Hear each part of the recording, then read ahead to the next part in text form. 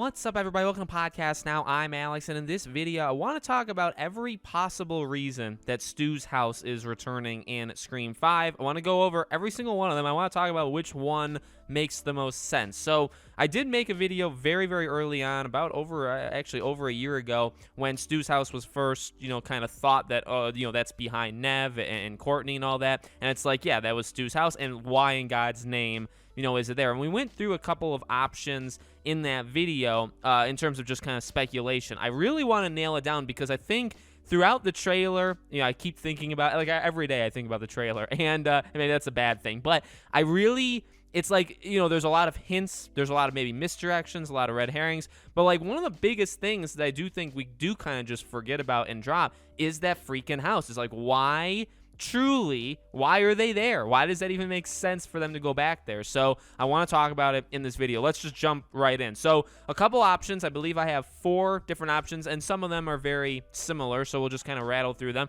The first option is that Stu is alive. Stu's house, Stu's alive. It kind of makes sense why you would go to Stu's house. Second option is that the killer is connected in some way to Stu. So I guess that's the same thing as saying, he's alive, but also, brother, sister, relative, something, okay? The killer has something, or even, I guess you can even separate it even from bloodlines or family ties, something where maybe a copycat or a respect for Stu, or, wanting to do it over again, something like that, okay? Connected to Stu. Third option is the killer. Again, the killer is connected in some way to Billy. All the same reasons for Stu. Relative, son, daughter, whatever, right?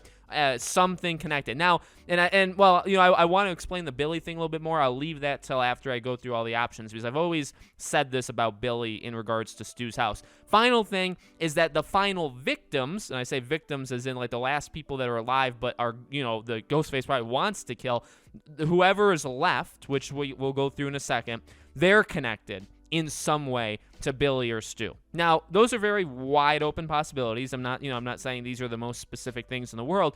One thing I do want to throw in before I kind of break down each one, I don't want to include, and back a year ago, I did include this, not flashbacks and not connected to Sydney in any way. And now the reason I say this, 2 reasons. Number one, the whole flashback thing, we see in the trailer, Sydney walking into the house, Melissa Barrera's, character Sam, she's in the house, Amber's walking down this, everybody's there, it seems like. So it's okay, obviously, they're physically there. We're back then, I was like, well, maybe it's some sort of haunting or some sort of flashback sequence where she sees it kind of play out in front of her. I thought that would actually be pretty cool, which, by the way, I still think they could do flashbacks, and I kind of want to see them, but just not, I don't think you have to do it in Stu's house. Maybe you could in addition to, but I think, you're already going to have a lot going on at the house. And then I guess the second part also, not having anything to do, in my opinion, with Sydney. Again, a year ago, I would have said the opposite. Obviously, Stu's house, because it's where Sydney defeated Billy and Stu. But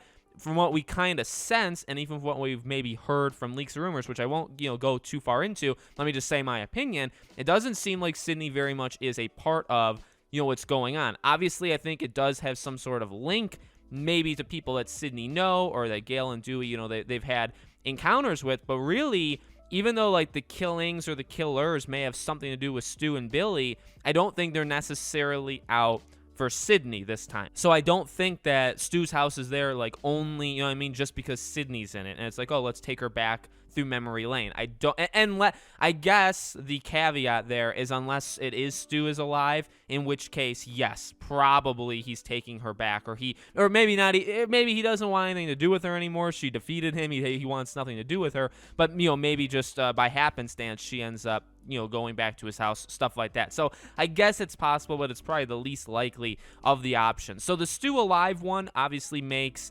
I was going to say it obviously makes the most sense. It does in a sense, and it also doesn't in the, at the height of another sense, right? Where, and we've talked about Stu a couple times in different videos where, it's tough because if you bring him back, you have a lot of issues. You do have a lot of excitement. You'd make a lot of people happy, but like, do people know nowadays? Do people know who he is, especially a younger audience or a brand new audience? Do they know who Stu is? Does it make sense to bring him back? Are they using, in a way, like a Scream 3 kind of script, and then, you know, kind of redoing it so that you can bring him back? You know what I mean? So you have those options. It's what we've talked about with Stu. It's definitely possible, but I don't know. I feel like it definitely does make a lot of sense, though, right? Because if Stu's alive, well, obviously maybe he'd want to go back to his house, or he'd want to maybe set a trap in that way to get people to his. I don't know. I don't know how that would work. The other thing that, now if Stu's not alive, I think that, or if they just don't want to bring him back, whatever, I think the other three, now they're obvious three, right? But that's why I want to talk about them a little bit more. That's why they become so like tantalizing to me, is because, well, if they're connected to Stu in some way, like I said, maybe there is that kind of desire to repeat the past. Like, I would argue, and this, again, is kind of a cop-out, especially because the trailer does say it. So really, I'm not saying anything new. If Stu's alive, it makes sense. If Stu's not alive, the only way it makes sense, again, in what the trailer even says, is that there's a connection to them, to Billy and Stu. And so, how did they meet their end? Well, they met their end at Stu's house. Whether or not they're related, literally by blood or whatever, to them is kind of negligible. It doesn't really matter. The point is, if they're trying to, if something is connecting back to those two, maybe they want to, they want their end of this movie to be like the end of the first movie, which I think is fair, and I think is really the only way, and again, obvious, not saying really anything new, is the only way you can get, Stu's house there. Otherwise, there's really no reason to go back to it. And I've made the point before, and I do just want to kind of throw this in just for fun. I've made the point before for, like, Billy, that, like, everybody refers to it as Stu's house because it literally is Stu's house. You know what I mean? But, like, for Billy, yes, it's where he died. But, I mean, it really, I guess it's where, he did stuff with Sydney, and then there's other stuff that happened there. But in reality, there wasn't, I don't know, like, you know what I mean? There wasn't too much that went on besides his death, which you could argue is a really, really big thing. But, like, you know what I mean? Like, that was kind of it in regards to the importance of Stu's house. I feel like, and again, it's maybe a mute point, but, like, if you're somebody connected to Billy, to go back to Stu's house, like, you're only doing it because that's where Billy died. You're not really doing it for any other kind of importance. You could have done it, you could argue, at other places, and you just chose there. Also, you have to think, well, if you're making a movie and you want nostalgia and you want people, to remember that, you're going to pick things that people know, right? So there's probably movie making reasons why, and then you kind of link that to, like, a character motivation. You say, oh, look, these two things are close enough and we can rationalize it to you. You know what I mean? So I get it. I understand. It's just I don't love it as much versus the whole Stu thing. If it's connected to Stu, I think that makes, because it's where he lived, it's also where he died. Whereas for Billy, I guess it was his friend of his, but it's just where he died. So I don't know. I would imagine it's something connected to them, whether it's like a relative that's a killer or is something like that. I guess one thing I do want to throw in while we're on the subject of the house is it definitely seems like they're having another house party. You know what I mean? You have a lot of people there. Now, let me amend that, because we don't really know, but you get the sense that there's kind of a lot of people there. You know what I mean? You have, in the picture with Melissa Barrera, like, you have cups on, like, the windowsill or whatever. So, like, it seems like there's a party. She's there. Again, Amber is there. And that's, I guess, in terms of the two people that for, like, absolutely for sure that are there, that's it. Now, Ghostface is there. You also know, I believe, like, in the video or in the trailer, like, when Melissa Barrera is, like, running around, even when it looks like she's stabbing someone, she's got, like, blood on her, like, that could be Ghostface, that couldn't, I mean, well, okay, if you're stabbing somebody, hopefully it is Ghostface, right? So, like, there's, like, an additional, at least one person.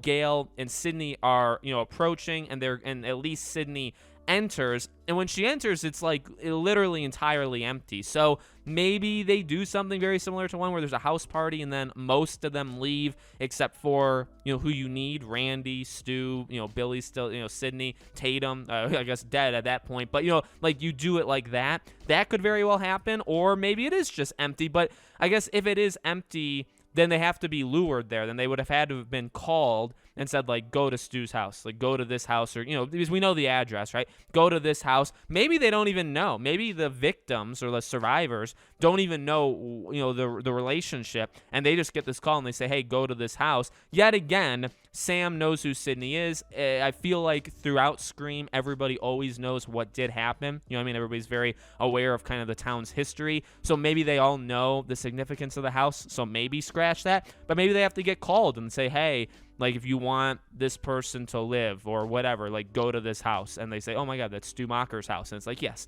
it is. And you go. So there's a lot of options.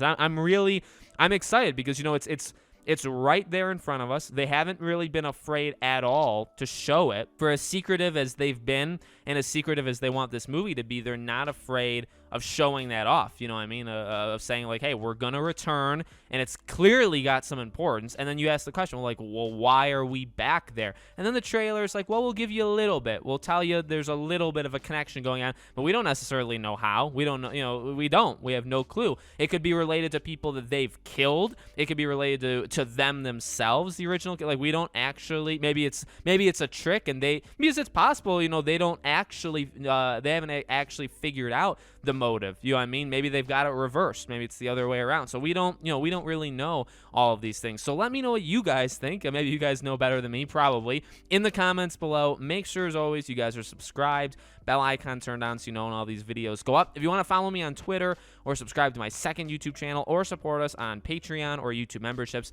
links in the description below. Thank you for watching, guys, and I hope to see you all on the next video.